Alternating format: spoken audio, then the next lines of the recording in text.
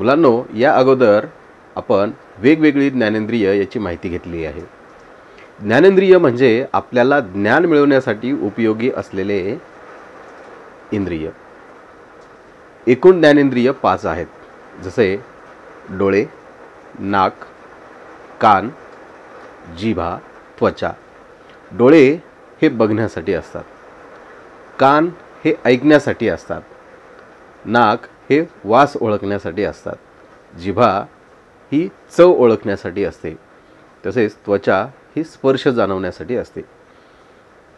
मुलांनो, आपल्या शरीरात ही 5च इंद्रिय आहेत का?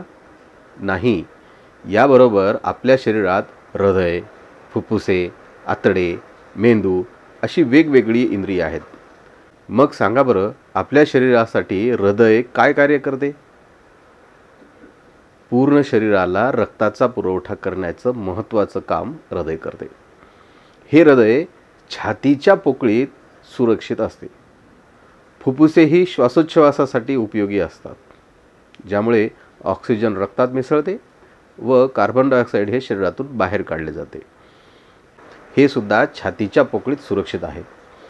आतडे या इंद्रियाचे कार्य म्हणजे अन्नाचे पचन करणे, त्यातून पोषण शक्ती व पाणी शोषून घेते आणि मल तयार करते, आणि हे उदर या पोकळीत सुरक्षित आहे।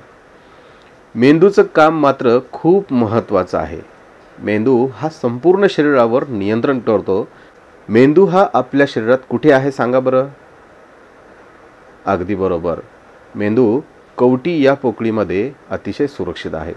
मुलांनो, तुम्हाला एक गोष्ट लक्षात आली असेल की मेंदू, हृदय, फुफ्फुस, आतडे यासारखे अनेक अवयव, अनेक इंद्रिय हे वेगवेगळ्या पोकळीमध्ये सुरक्षित आहेत।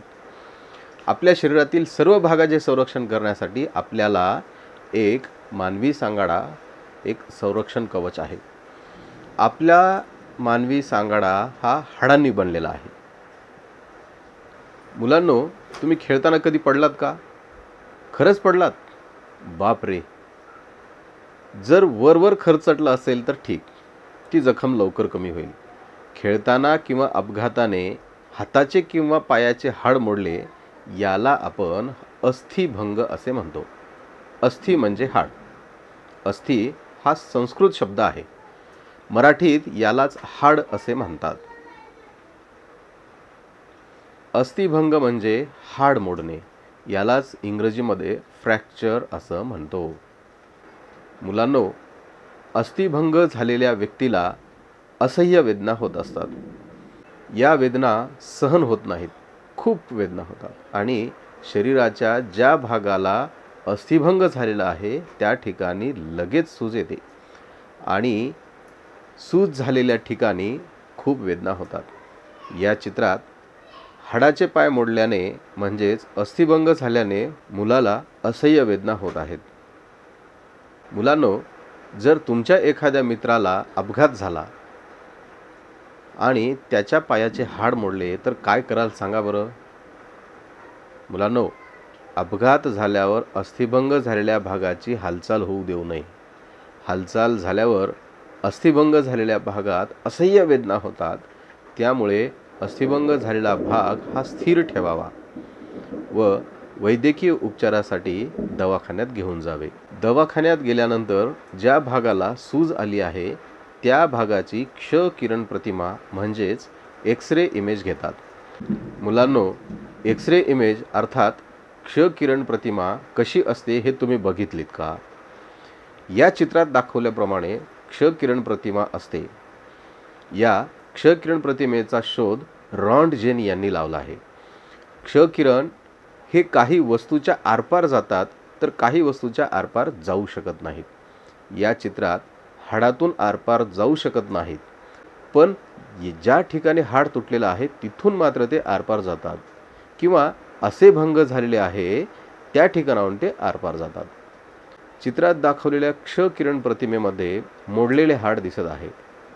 क्ष किरणाच्या आधारे हाड नेमके कुठे मोडले याची आपल्याला माहिती मिळते, त्यामुळे उपचार घेणे शक्य आहे।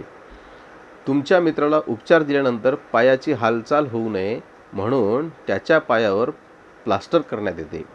हे प्लास्टर म्हणजेच प्लास्टर ऑफ पॅरिस म्हणजेच POP.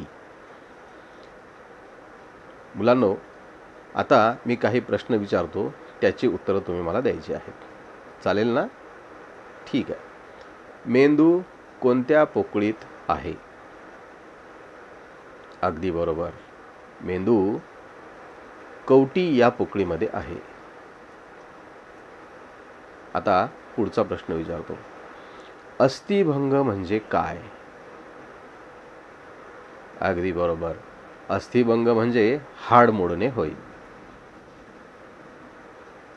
शरीरातील सर्व भागाचे संरक्षण करणारा संरक्षण कवच कोणते आहे? अगदी बरोबर. मानवी सांगाडा हे शरीरातील सर्व भागाचे संरक्षण करणारे संरक्षण कवच आहे. आता पुढचा प्रश्न. क्ष किरण प्रतिमेचा शोध कोणी लावला? क्ष किरण प्रतिमेचा शोध रॉन्टजेन यांनी लावला आहे. अगदी बरोबर. मित्रांनो, आज या तासिकेमध्ये आपण अस्थिभंग म्हणजे काय याबद्दल माहिती घेतलेली आहे. आता भेटू पुढील तासिकेत. नमस्कार.